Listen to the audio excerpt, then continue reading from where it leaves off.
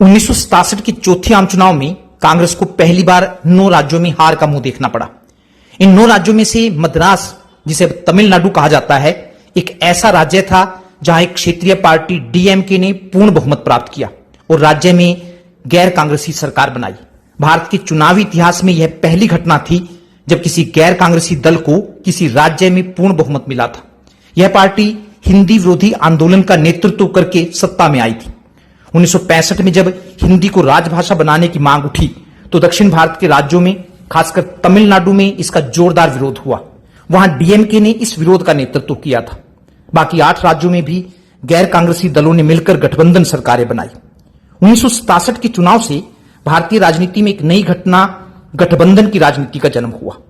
क्योंकि 8 राज्यों में चुनाव में किसी भी दल को पूर्ण बहुमत नहीं मिला था, इसलिए कांग्रेस को सत्ता से बाहर रखने के लिए गैर कांग्रेसी दलों ने एकजुट होकर गठबंधन बनाए।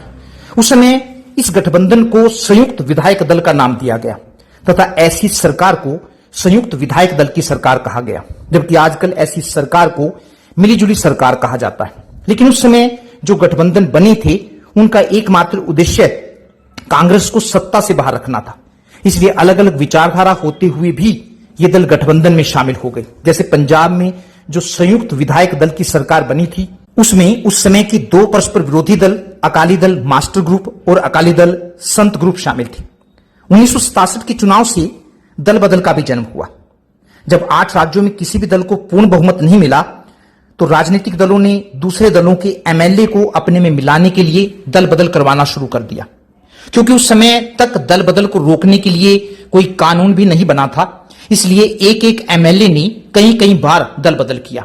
इससे भारतीय राजनीति में एक नई वाक्य आया राम गया राम का जन्म हुआ। आया राम गया राम का वाक्य हरियाणा की देन था। यह वाक्य हरियाणा के तत्कालीन एमएलए गयालाल के कारण मशहूर हुआ।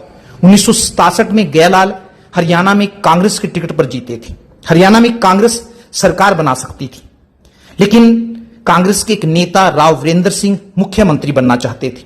जब आलाकमान ने उन्हें मुख्यमंत्री नहीं बनाया तो वे मुख्यमंत्री बनने के लालच में अपने साथियों के साथ कांग्रेस को छोड़कर विरोधी दलों द्वारा बनाए गए गठबंधन में शामिल हो गए। इस गठबंधन ने राव वीरेंद्र सिंह को मुख्यमंत्री बना दिया। वे 23 मार्च 1967 से 2 नवंबर 1967 तक हरियाणा के मुख्यमंत्री रहे। पहले तो गयालाल कांग्रेस को छोड़कर गठबंधन में शामिल हो गए, फिर कांग्रेस में वापस चले गए, लेकिन 9 घंटे बाद फिर से गठबंधन में शामिल हो गए। उनके गठबंधन में शामिल होने पर मुख्यमंत्री राव वीरेंद्र सिंह ने चंडीगढ़ में पत्रकारों को बताया कि जो गया राम था अब आया राम है। इसके बाद से दल बदल के लिए आया राम गया राम का वाक्य प्रयोग होने लगा। बाद में दल बदल को रोकने के लिए संविधान में संशोधन किया गया और दल बदल विरोधी कानून पास किया गया। क्योंकि राज्यों में बनी गठबंधन सरकारों की कोई विचारधारा नहीं थी, इसलिए सरकारें ज्यादा दिनों तक नहीं चल सकी।